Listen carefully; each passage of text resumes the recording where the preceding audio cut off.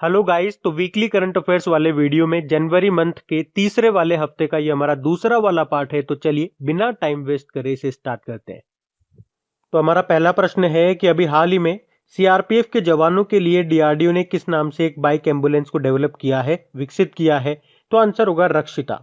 तो अभी डीआरडीओ ने मेडिकल इमरजेंसी या बैटल इंजरी की स्थिति में सीआरपीएफ के जवानों को संघर्ष क्षेत्रों से तत्काल निकासी के लिए ये बाइक एम्बुलेंस को डेवलप किया, जिसका नाम रखा है रक्षिता।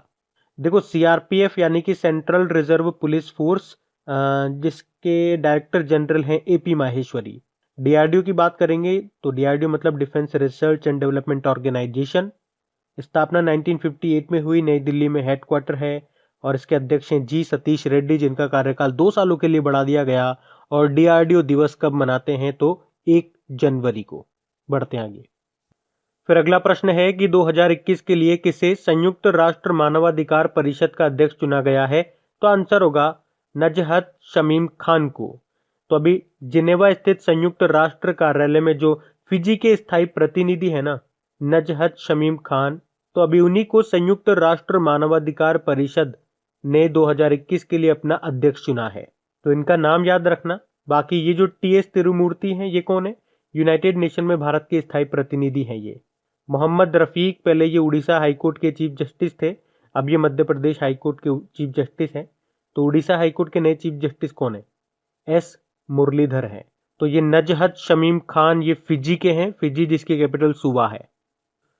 फिर हाल ही में किस राज्य के राज्यपाल ने वन स्कूल वन आईएएस योजना को शुरू किया? तो आंसर होगा केरल। तो केरल के गवर्नर कौन है? आरिफ मोहम्मद खान। और इन्होंने ये वन स्कूल वन आईएएस योजना को शुरू किया है। तो इसे वैदिक एरोदाइट फाउंडेशन के स्कॉलरशिप प्रोग्राम के तहत शुरू किया गया। तो इसमें क्या होगा? इसमें राज्य भर के 10,000 मेधावी लेकिन आर्थिक रूप से कमजोर छात्रों को सिविल सेवाओं और दूसरी प्रतियोगी परीक्षाओं के लिए मुफ्त में कोचिंग दी जाएगी। केरल की कैपिटल तिरुवनंतपुरम है, मुख्यमंत्री पिनाराई विजयन है, आरिफ मोहम्मद खान गवर्नर हो गए और यहाँ के चीफ जस्टिस हैं एस मणिकुमार। फिर हाल ही में गुलाम मुस्तफा खान का निधन हो गया। वे क्या थे? वो संगीतकार थे। तो महान भारतीय शास्त्रीय संगीतकार और पद्म विभूषण से सम्मानित उस्ताद गुलाम मुस्तफा खान का भी निधन हो गया। देखो, इन्हें 1991 में पद्मश्री मिला, 2006 में पद्म भूषण मिला और 2018 में पद्म विभूषण मिला। इन्हें संगीत नाटक अकादमी पुरस्कार से भी सम्मानित किया जा चुका है। तो इतने सारे इंपॉर्टेंट इन्हें सम्मान मिल चुके हैं, तो इनका नाम इंपॉर्टेंट रहेगा, याद रखना। फिर युगांडा के 6वीं बार राष्ट्रपति कौन बने हैं? तो आंसर होगा यावेरी मुसेवेनी। तो यावेरी मुसेवेनी जो ये है युगांडा के 6वीं बार राष्ट्रपति बने हैं, तो इनका नाम याद रखना। बाकी वावेल राम कलावन सेशेल्स के नए राष्ट्रपति बने, लुइस एरसे बोलिविया के नए राष्ट्रपति बने और अलेक्जेंडर लुकाशेंको ये बेलारूस के नए राष्ट्रपति बने। युगांडा ये अफ्रीकी महाद्वीप का एक देश है जिसकी कैपिटल कंपाला है। करेंसी है युगांडाई शिलिंग और प्रेसिडेंट तो यही बन गए यावेरी मुसेवेनी। फिर अभी किस बैंक ने ऋण समाधान योजना को शुरू किया? तो आंसर होगा स्टेट बैंक ऑफ इंडिया ने। तो एसबीआई की ऋण समाधान योजना के तहत 31 जनवरी 2021 से पहले ऋण जमा करने वाले बकायादारों को 90% तक की छूट दी जा रही है। मतलब जिन्होंने पुराना लोन ले रखा है और वो अभी तक चुका नहीं पाए हैं, मतलब कि वो अब नॉन परफॉर्मिंग एसेट्स में आते हैं, तो वे अब अपने लोन का केवल 10% जमा करके ऋण मुक्त हो सकते हैं। देखो, एसबीआई से तो एक ही पॉइंट याद रखो, सबसे इंपॉर्टेंट, इसके जो अभी नए चेयरमैन बने हैं, क्या नाम है उनका? दिनेश कुमार खारा। बाकी यस बैंक अभी wellness themed credit card launch किया था। बैंक ऑफ बड़ौदा से याद रखो, महिलाओं के लिए आत्मनिर्भर महिला योजना शुरू की। और एचडीएफसी से आपको याद आता होगा कि 8 लाख करोड़ के मार्केट कैप को पार करने वाला पहला बैंक बनाइए। और इसके नए एमडी सीईओ शशिधर जगदीशन बने थे। फिर पहला राजकीय पक्षी महोत्सव जिसका नाम है कलरव, ये किस राज्य में शुरू हुआ? तो आंसर होगा बिहार में। तो पक्षियों के प्रति जागरूकता लाने और युवाओं में पक्षी प्रेम को जगाने के उद्देश्य से ये कलरव महोत्सव की शुरू किया गया। तो ये बिहार का पहला राजकीय पक्षी महोत्सव है कलरव, जो कि बिहार के नागी नकटी बर्ड सेंचुरी में शुरू हुआ है। तो एक देखो, बर्ड सेंचुरी अभी न्यूज में आ गया ना, तो अभी आपका स्टैटिक बन जाएगा। नागी नकटी बर्ड सेंचुरी कहां पर है? तो बिहार में है। ऐसे ही स्टैटिक बनते हैं आपके करंट अफेयर से। बिहार से अभी 7वीं बार मुख्यमंत्री बने नीतीश कुमार और 2 डेप्यूटी सीएम भी बने, रेणु देवी और तारकिशोर प्रसाद। पटना इसकी कैपिटल है। बढ़ते हैं आगे। फिर है अभी किसने Yonex Thailand open badminton tournament 2021 का खिताब जीता? तो आंसर होगा कैरोलिना मारिन ने। तो 12 से लेकर 17 जनवरी तक हुआ था ये Yonex Thailand open super 1000 badminton tournament, जिसमें वुमेन कैटेगरी में कैरोलिन मारिन विजेता रही। ये किस देश की प्लेयर हैं ये भी याद रखो, ये स्पेन की बैडमिंटन प्लेयर है, कैरोलिना मारिन इनका नाम है। और मेंस कैटेगरी में कौन विजेता रहा है? विक्टर एक्सेलसेन, ये डेनमार्क से है। तो ये बैडमिंटन वर्ल्ड फेडरेशन का 2021 का पहला बैडमिंटन टूर्नामेंट था, तो ये याद रखना। अच्छा, बैडमिंटन वर्ल्ड फेडरेशन का हेडक्वार्टर कहाँ पर है? कुआलालंपुर मलेशिया में है। अच्छा, ये ऑप्शन में जो मैंने नाम लिखे हैं ना, ये भी बैडमिंटन प्लेयर ही हैं। चलो आप तो सिंपल सा ये बता दो कि ये किस देश के हैं। केंटो मोमोटा की बात करेंगे तो इस तरह के क्योंकि प्रश्न बनते हैं एग्जाम में, कोई भी प्लेयर का नाम दे देते हैं या तो यूं पूछ लेते हैं कि इनका संबंध किस खेल से है। जैसे कि बोल दिया केंटो मोमोटा, तो याद रखना ये बैडमिंटन प्लेयर है। और ये भी पूछ लेते हैं कि इनकी नेशनलिटी क्या है, तो जापान से हैं। उसी तरह से चेन यू फेई, ये चाइना से हैं, चाइना की वुमेन्स बैडमिंटन प्लेयर है। और अकाने यागामुची, ये जापान की है। फिर अभी हाल ही में खेलो India Zanskar winter sports and youth festival 2021 ये कहाँ पे शुरू हुआ? तो आंसर होगा लद्दाख में। तो ये 18 जनवरी को शुरू हुआ था, खेलो India Zanskar winter sports and youth festival 2021। कहाँ पे? लद्दाख में। देखो, लद्दाख के पहले लेफ्टिनेंट गवर्नर हैं राधा कृष्ण माथुर। अभी आपको याद होगा पहली बार आइस क्लाइंबिंग फेस्टिवल ये आयोजित हुआ लेह के नुब्रा घाटी में। और खेलो इंडिया आइस हॉकी टूर्नामेंट ये लद्दाख के कारगिल में शुरू हुआ। और सबसे इंपॉर्टेंट पॉइंट बताऊं तो लद्दाख की जो तसोकर झील है ये अभी भारत की 42वीं रामसर साइट बनी है। और जम्मू कश्मीर और लद्दाख हाईकोर्ट के नए चीफ जस्टिस बने, उनका नाम है पंकज मित्तल। फिर है हाल ही में सोमनाथ मंदिर ट्रस्ट के नए अध्यक्ष कौन बने? तो आंसर होगा नरेंद्र मोदी। तो प्रधानमंत्री नरेंद्र मोदी गुजरात में स्थित ये विश्व प्रसिद्ध सोमनाथ मंदिर के ट्रस्ट के नए अध्यक्ष बने हैं। और इस तरह से वे इस पद को संभालने वाले दूसरे प्रधानमंत्री भी बन गए हैं। पहले कौन थे? पहले थे मोरारजी देसाई। अभी मोदी जी को आपको याद होगा डोनाल्ड ट्रंप ने लीजन ऑफ मेरिट सम्मान से भी सम्मानित किया था।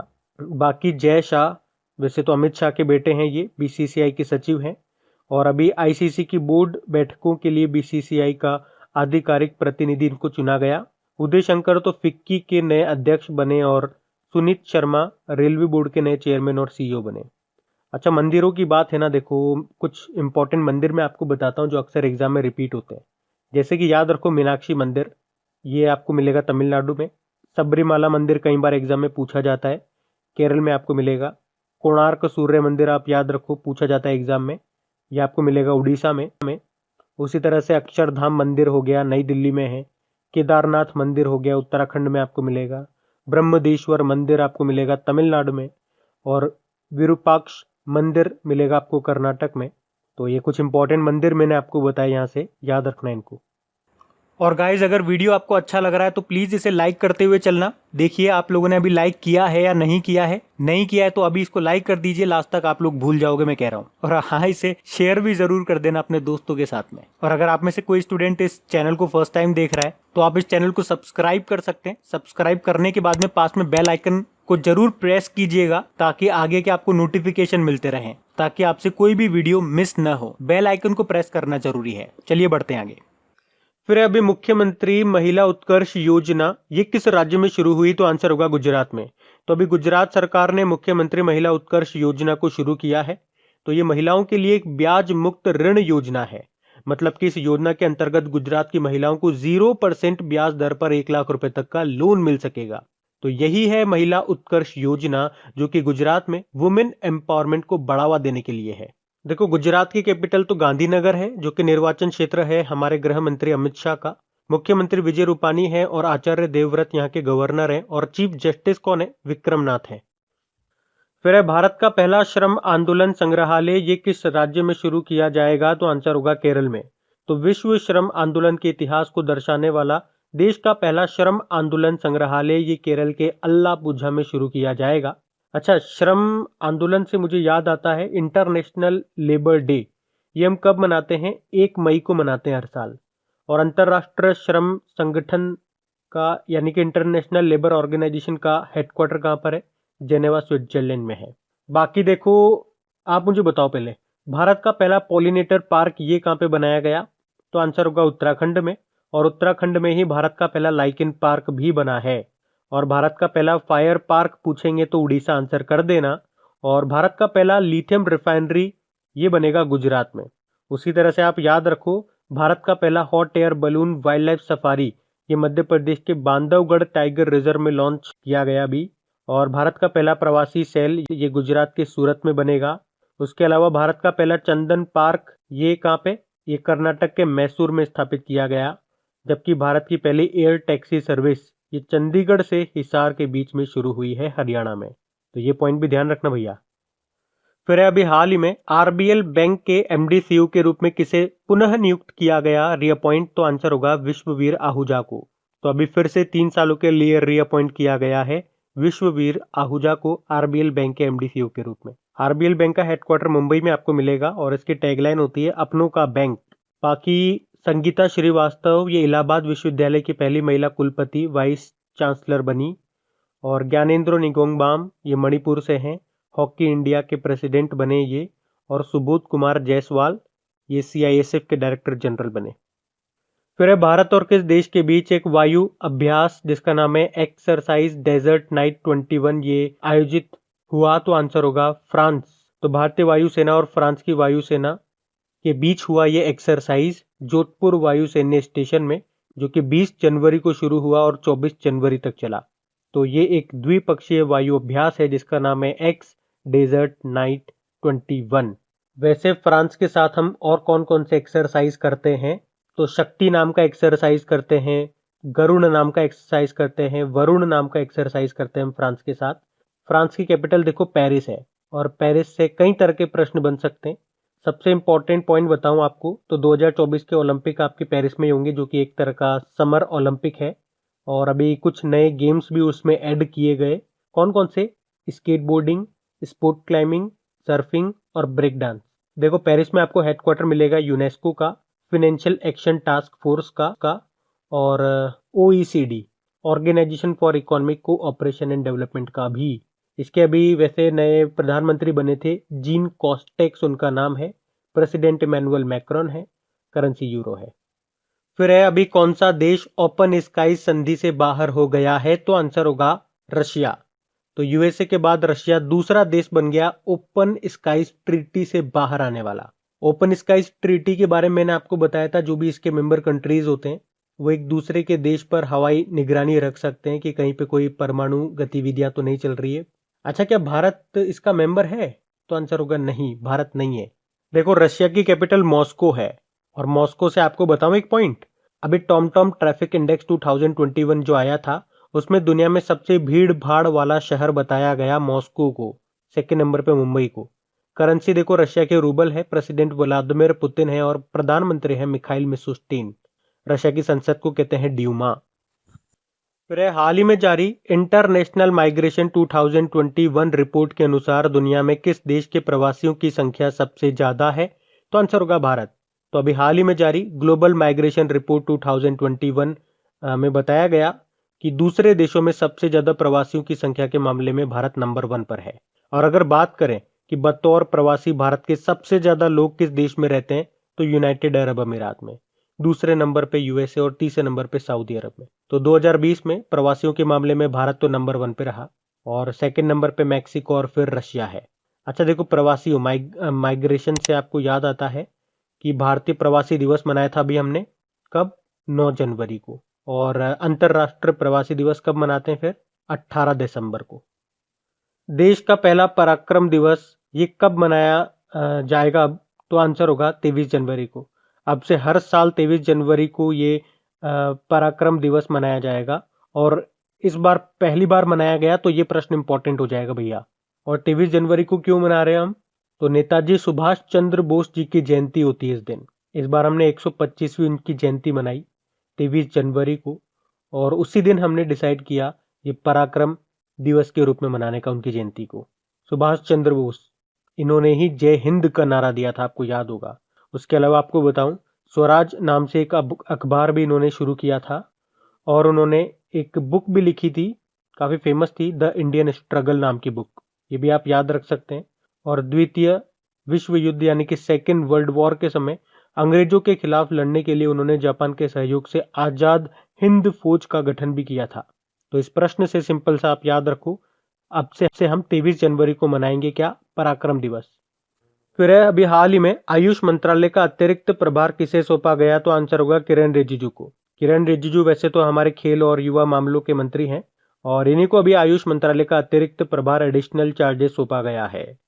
अच्छा, वैसे तो हमारे आयुष मंत्री श्रीपद येसो नायक हैं, पर इनका रोड एक्सीडेंट हो गया था, उस कारण से ये हॉस्पिटलाइज्ड हैं। तो जब तक ये हॉस्पिटल में रहते हैं तब तक उनका काम संभालेंगे किरण रिजिजू। और साथ में मैंने आपको 2 नाम और बताए थे। एक्चुअली हमारे consumer affairs, food and public distribution यानी कि उपभोक्ता मामले और खाद्य और सार्वजनिक मंत्री थे रामविलास पासवान, उनका भी निधन हो गया था। उसके बाद उनका जो मंत्रालय का अतिरिक्त प्रभार है वो दिया गया था रेल मंत्री पीयूष गोयल को। तो एक तो वो पॉइंट याद रखना। और हमारी जो फूड एंड प्रोसेसिंग मिनिस्टर थी हरसिमरत कौर बादल, आप जानते हैं उन्होंने रिजाइन कर दिया था। उसके बाद वो मंत्रालय का अतिरिक्त प्रभार किसे सौंपा गया था, हमारे कृषि मंत्री नरेंद्र सिंह तोमर को। तो ये पॉइंट भी ध्यान रखना। तो इस एक प्रश्न में 3 प्रश्न मैंने आपको बताए हैं, ध्यान रखना इन्हें। फिर है महाराष्ट्र सरकार ने गोरेवाड़ा चिड़ियाघर का नाम बदलकर किसके नाम पर कर दिया, तो आंसर होगा बाल ठाकरे।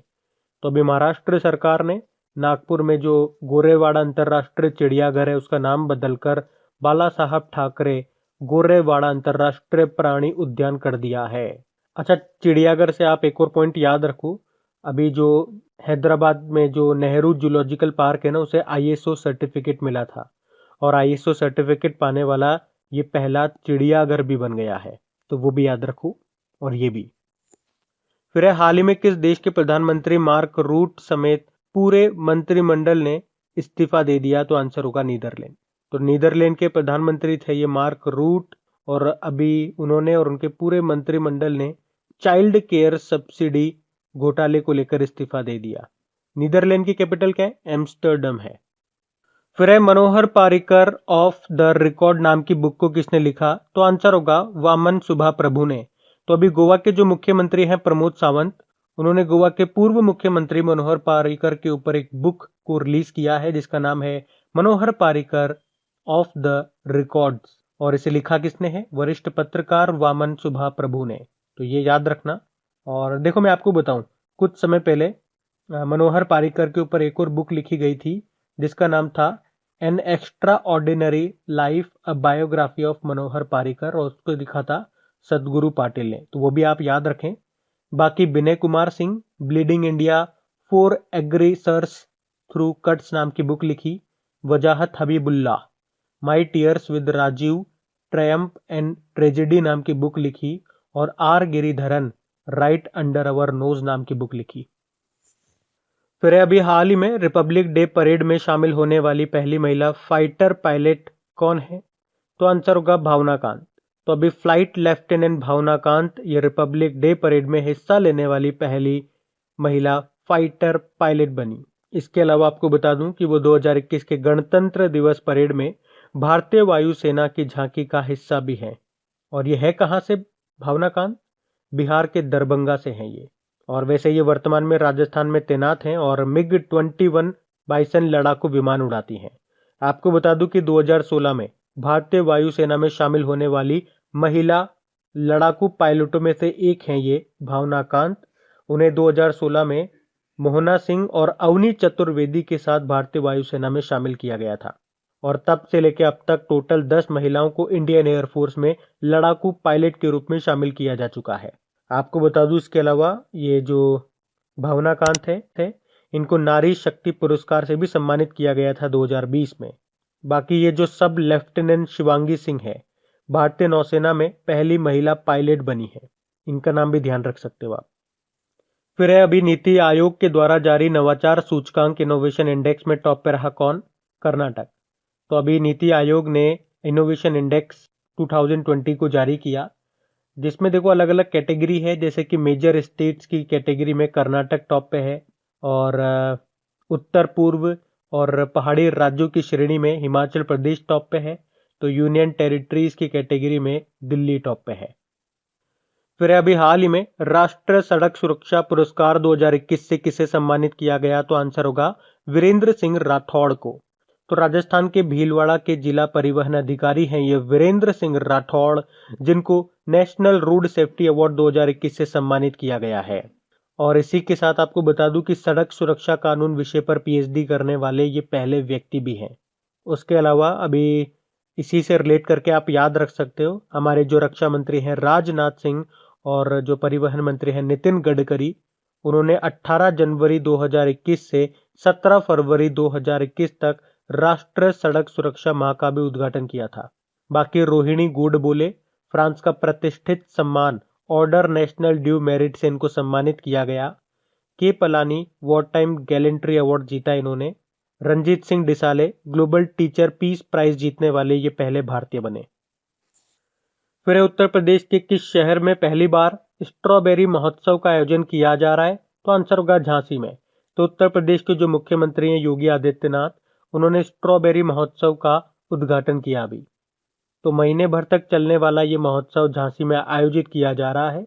तो इस महोत्सव का उद्देश्य है बुंदेलखंड क्षेत्र के किसानों को स्ट्रॉबेरी की खेती के लिए प्रेरित करना और किसानों की इनकम में वृद्धि करना, ताकि किसानों की आर्थिक स्थिति को और अधिक मजबूत बनाया जा सके। अच्छा, ये तो हो गया स्ट्रॉबेरी महोत्सव। अभी आपको याद होगा चेरी ब्लॉसम माउ फेस्टिवल कहाँ पे मनाया, ये मनाया गया मणिपुर में। फिर किस राज्य की सरकार ने प्रशिक्षु प्रोत्साहन योजना को शुरू किया, तो आंसर होगा उत्तर प्रदेश। तो अभी उत्तर प्रदेश की सरकार ने युवाओं को प्रोत्साहन देने के लिए ये प्रशिक्षु प्रोत्साहन योजना को शुरू किया है। तो इसमें सभी पात्र युवाओं को 2500 रुपये प्रतिमाह दिया जाएगा और उनके हुनर के मुताबिक उनको प्रशिक्षण, उनको ट्रेनिंग दी जाएगी। तो इस योजना के तहत युवाओं को ट्रेनिंग देकर इस काबिल बनाया जाएगा कि वे अपनी प्रतिभा के बूते एक अच्छी नौकरी पा सकें।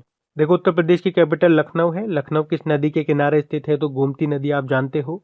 योगी आदित्यनाथ यहाँ के मुख्यमंत्री हैं और आनंदीबेन पटेल यहाँ की गवर्नर हैं।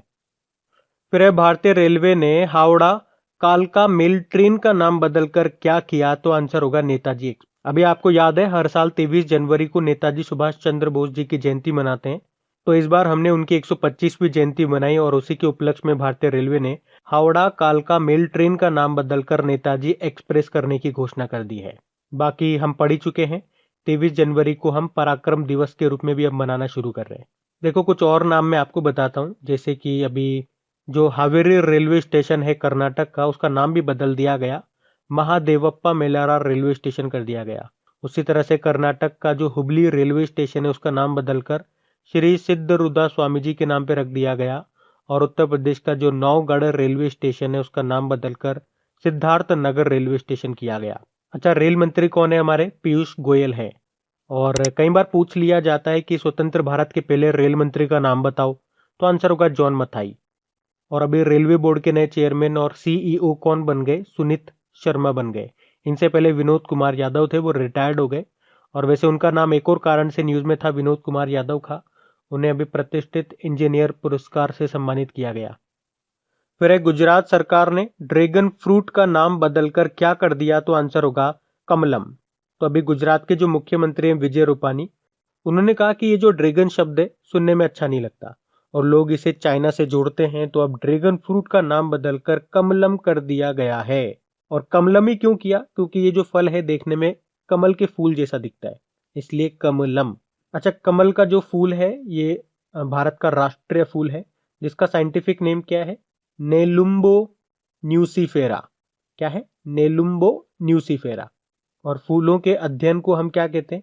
एंथोलॉजी कहते हैं। ये आरआरबी एनटीपीसी में आ चुका है प्रश्न।